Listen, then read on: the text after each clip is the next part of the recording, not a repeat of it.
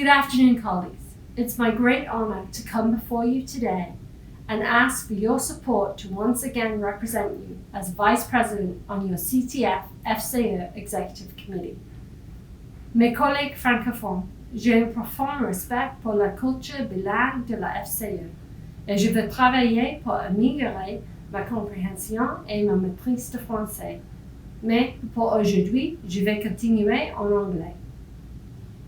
As a member of the CTF Executive Committee, I'm aware of the many issues faced by member organisations across Canada.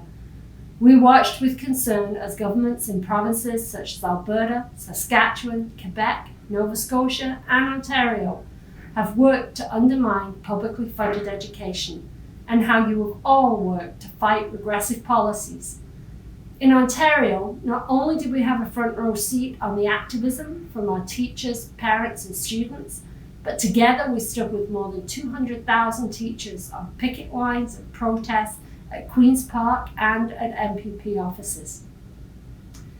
This is a fight that is all too common across Canada due to the rise of the right.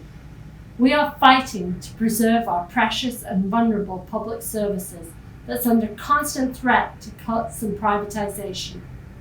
This fight can also be seen on the federal level, with a minority federal government under the watchful eyes of Conservative politicians. This threat truly becomes pan-Canadian.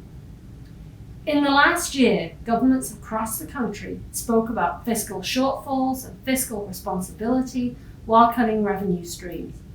Balancing the books became a priority at the expense of our public services and the people they serve. Governments did not have a spending problem, they had a revenue problem. Then came the pandemic. We see firsthand the devastating effects the cuts to public programs have had on people, and we see the deficiencies in our services due to cutting corners.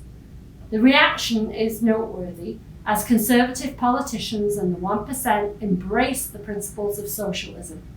These governments are racing to portray themselves as defenders of public health care and the people when it suits them or affects their bottom line. CTF believes in a strong public sector that provides quality services to all Canadians. We acknowledge that to truly reduce poverty levels for our students, they need to have access to quality, publicly funded education and healthcare across the nation.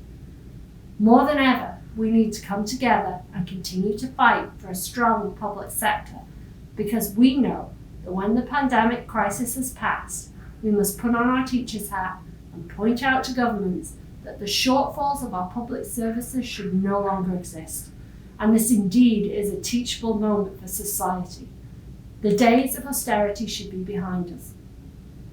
The government needs to continue to invest in its services and people beyond this global pandemic. It has never been more important to have a strong and cohesive